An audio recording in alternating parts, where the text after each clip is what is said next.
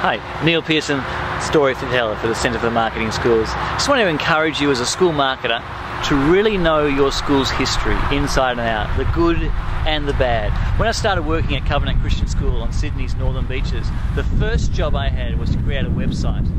But the most important thing was to actually start by going back through all the old yearbooks, through all the old materials, through all the old photographs, and so that I knew the history of the school. I knew its ups and downs, I knew its triumphs, I knew its successes, I knew its failures, so that when I started looking at how to create a website, I could actually tell a real story. Now, as a marketing consultant, I go and help different schools. Now, I had the situation where I actually knew this school's story very well.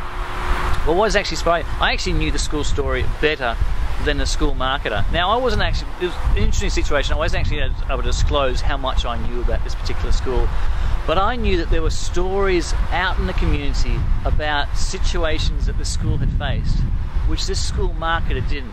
And I felt that they were at a distinct disadvantage in not knowing, because they were doing what they could do. They were creating good ideas, they were coming up with fresh things, but there were still stories out in the community which they weren't addressing.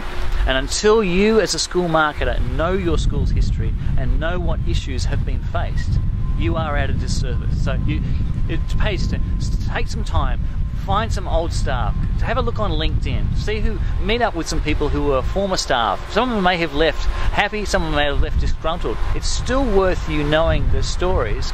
Don't want it to tarnish your view of the school, but it can create a powerful way for you not only to change stories, because unless they hear from you that things have changed, they don't give it. So a lot of people, their only experience of your school may be 10 years old, maybe 20 years old, but that's a story that they know, and that's the story that they're telling. So know your school history really, really well. Thank you, Neil Pearson from the Centre for Marketing Schools.